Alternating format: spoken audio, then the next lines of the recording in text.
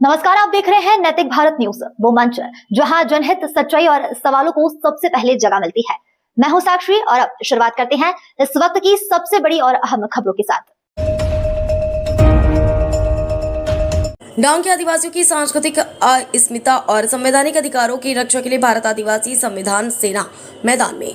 डांग जिले के सुबीर तहसील सेवा सदन में भारत आदिवासी संविधान सेना द्वारा आदिवासी समाज के संवैधानिक अधिकारों और मूल सांस्कृतिक पहचान की रक्षा को लेकर मामलतदार को ज्ञापन सौंपा गया। कार्यक्रम के दौरान संगठन के पदाधिकारियों ने आदिवासी क्षेत्रों में हो रहे सांस्कृतिक हस्तक्षेप के खिलाफ आक्रोश व्यक्त किया। संगठन के अध्यक्ष श्री नीलेश भाई एस झांपरे ने कहा कि आदिवासी समाज इस धरती का मूल निवासी और प्रकृति पूजक है। उन्होंने आरोप लगाया कि बाहरी संगठनों द्वारा आदिवासी समाज की विवाह परंपराओं, मृत्यु संस्कारों और रीति रिवाजों में दखल देकर उनकी मूल संस्कृति को समाप्त करने का प्रयास किया जा रहा है। ज्ञापन में मांग की गई कि 5वीं अनुसूची क्षेत्र में ग्राम सभा की अनुमति के बिना किसी भी धार्मिक या सामाजिक संगठन को कार्यक्रम आयोजित करने की अनुमति नहीं दी जाए। साथ ही स्थानीय ग्राम सभा की लिखित पूर्व अनुमति को अनिवार्य बनाने की मांग भी की गई।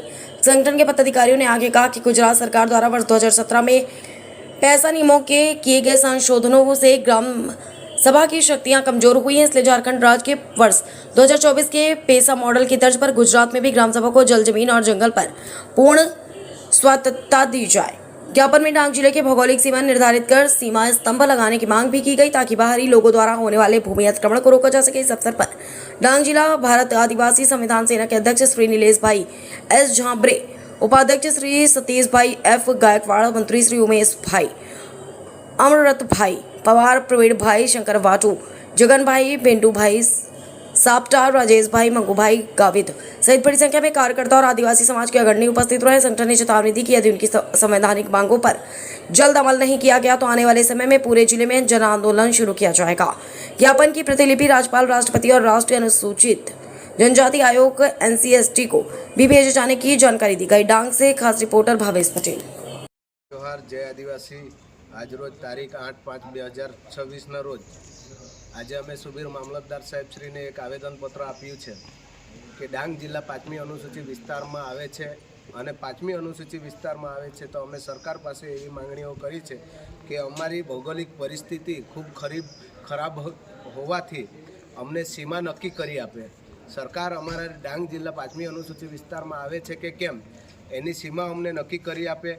અને બીજી વાત, અમારી आदिवासी समाज अमे एक प्राकृतिक पूंजक है।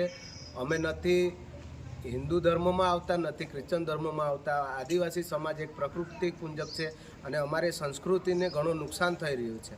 जेथी करीने अमे सरकार पासे एटलीक मांग करी है कि जेटलू वेलू जे संगठनों द्वारा अनेक संगठनों द्वारा अमरा आदिवासी समाज की संस्कृति ने कचड़वानी बात करे छे, जेथी करीने सरकार आ मीडियाना माध्यमथी ध्याने लई अने तात्कालिक धोरणे 5મી अनुसूची विस्तारनी सीमा नक्की करी आपे।